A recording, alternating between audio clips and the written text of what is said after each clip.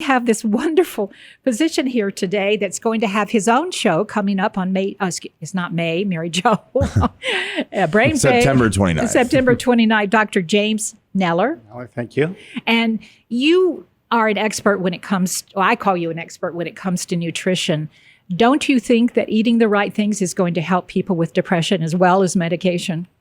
Absolutely. I think nutrition is exceedingly important to normalize our blood chemistry and, of course, our neurochemistry as well. We are victimized by the food processing industry and by the fast food industry. And I think what people are taking into their bodies is absolutely diabolical.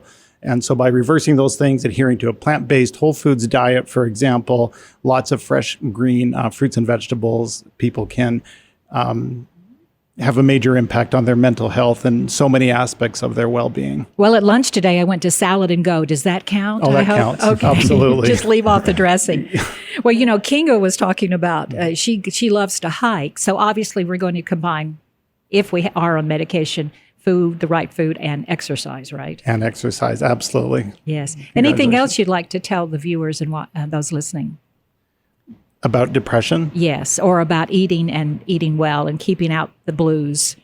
Yeah, eating well. The guidelines are lots of color on your plate. So deep greens, colorful fruits, raspberries, blueberries, things like this.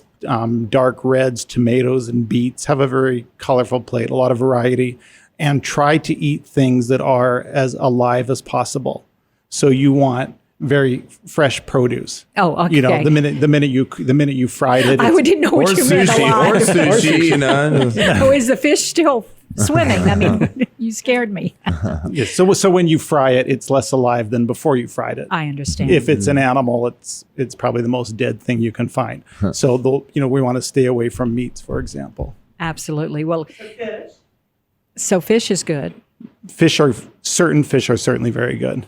Well, yeah. I think you're going to get into all of that on September 29th, right, Chad? Oh, we definitely are. And then I think you touched on something great with exercise being related to happiness, because I'm lucky to say definitely blessed with good neurochemistry, but it's 100% dependent on how active I am. If I try to go a week without going on a run, I go absolutely stir crazy, very depressed. So my happiness is 100% related to how active I am. So wonderful. It's crazy that, you know, our body is a machine. We got to keep it running in a proper way if we want to be happy. It's kind of, you know, some people lose sight of that, I think. So it's an important topic to cover, and we'll definitely go into way more depth on September 29th. So yeah. Maybe somebody could reiterate my question to you, last question, and we'll get back to Mary Jo.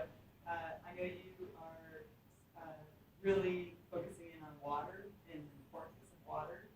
Can that help with? King is asking about water and hydration. Water and hydration is a particular interest of mine, a particular focus of mine. We are so fussy about our fruits and vegetables being organic and properly grown, and we turn around and drink water that has any variety of chemicals in them. And even if some regulatory bodies said those are acceptable levels, there's still toxic pollutants that we easily allow pass into our bodies through our drinking water.